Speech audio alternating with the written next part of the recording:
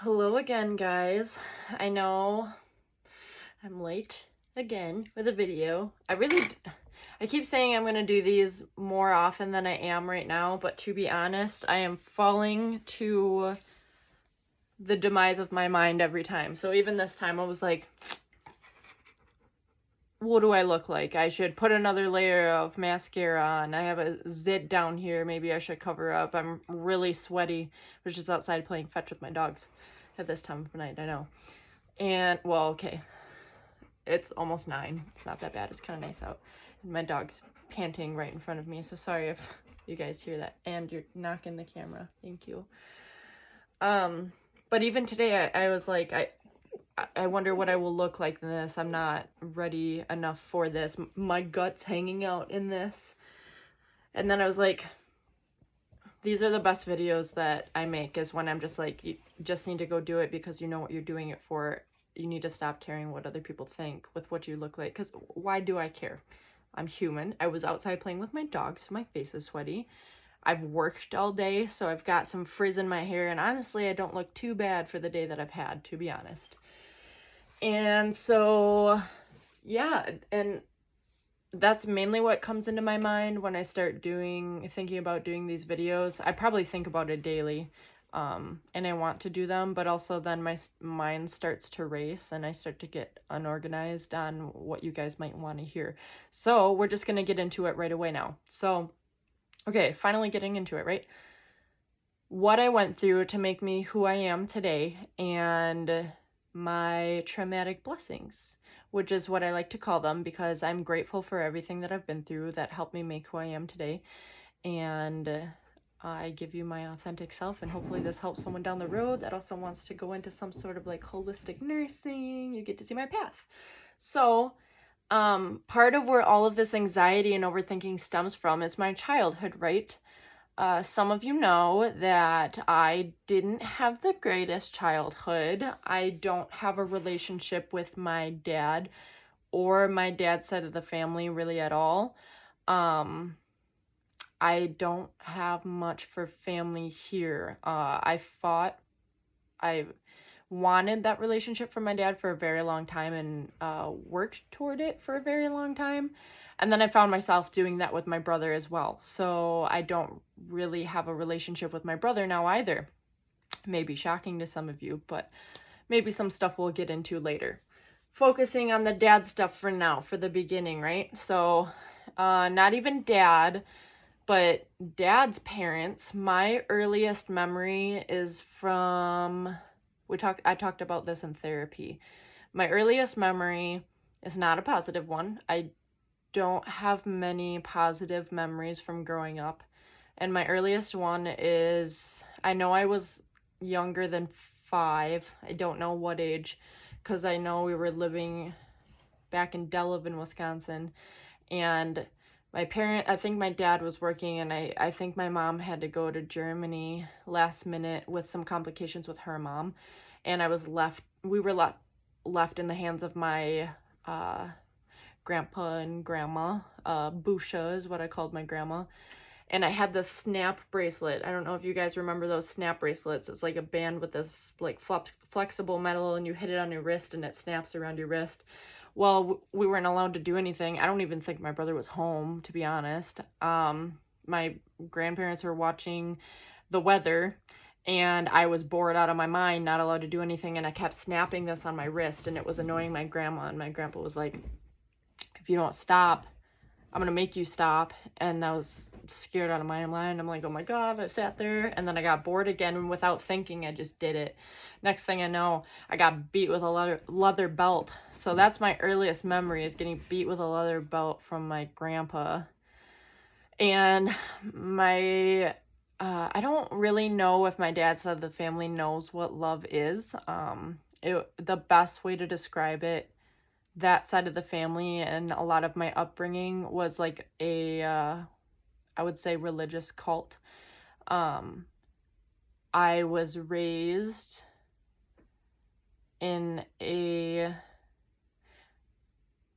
if I was raised the way my father and that side of the family wanted me to be raised. Why are you whining? Can y'all see that whiny baby? I love her. She's a big baby and needs a lot of attention. And Ben is just laying on the floor here, being such a good boy. They're my babies. Okay, so if I would have grown up to be what my dad wanted me to be, there were multiple times being said that he hated that I went to public school. My brother and I were the only ones on my dad's side of the family of our cousins that were not homeschooled for at least a portion. I think some of my cousins got to go to public school for high school. I'm not entirely sure. I think so. Maybe a lot of it. I don't know. We were not homeschooled at all.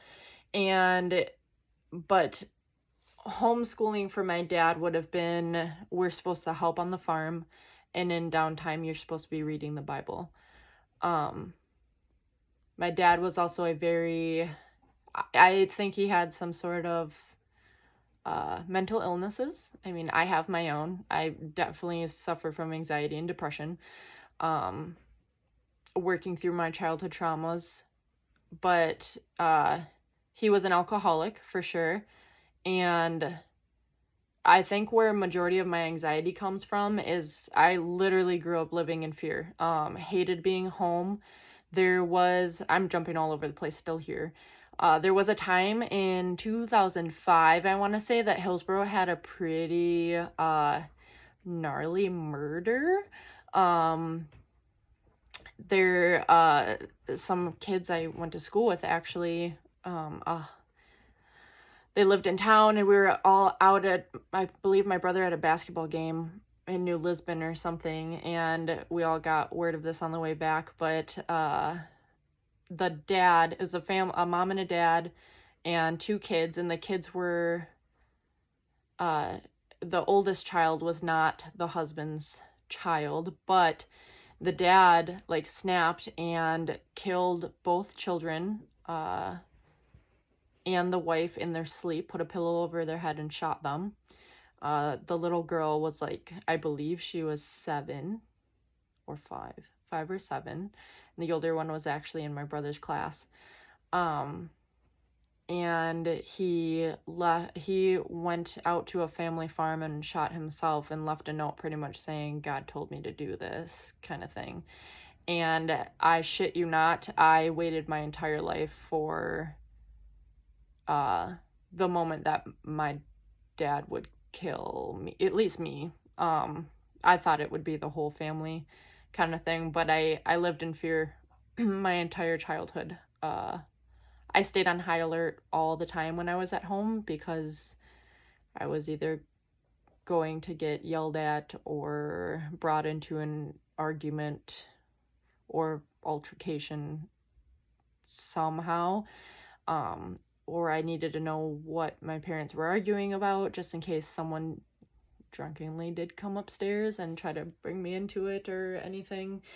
There's a lot that goes into that, guys, but I grew up in fear of my father, and that's for sure where my anxiety stems from. I still find myself in high alert all the time because my brain and my body really only know fight or flight, and it feels very freeing to not be. Going to basic training after high school was one of the scariest and best things I ever did, because not being around that at all was the best thing ever.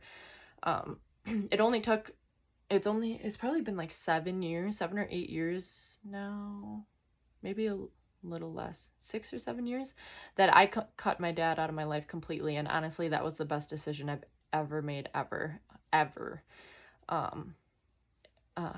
I have to apologize to Allison if you're going to watch these, because starting to get into this stuff, it's going to be kind of hard to keep these more short. This one's already at 9:30. So for those that are listening, I guess this is going to be where I kind of wind it down. But that's the intro. That's upbringing. Earliest memory was bad. I don't have many fond memories. I always wanted to be a daddy's girl. I don't know who doesn't. I still get emotional when I see any daddy-daughter stuff. Weddings make me super emotional. I've always wanted that. And you'd think the next best thing would at least be having like your sibling, right? Your older brother that's supposed to take care of you and care for you and care about people that hurt you. You don't really think they'd be one that hurt you too, right? So that's another chapter of my life for another day. But that's where I'm going to end today's. So just diving into the beginning of why I am who I am, that I'm super proud of, and I hope somebody gets something from this one day.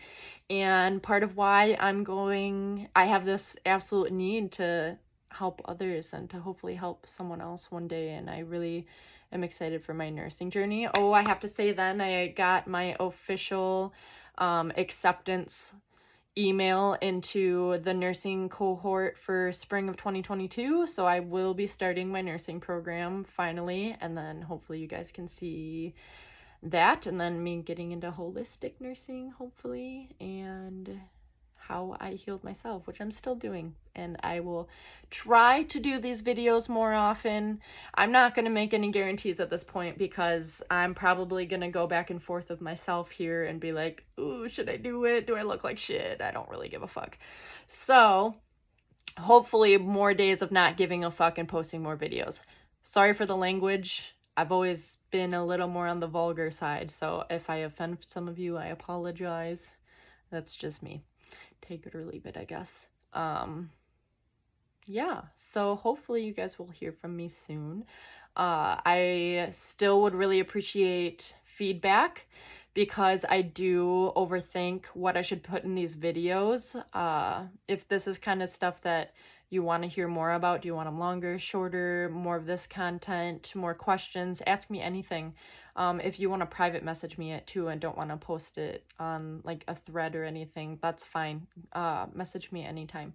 I keep myself pretty busy though too, so if I don't get back to you right away, I will as soon as I can.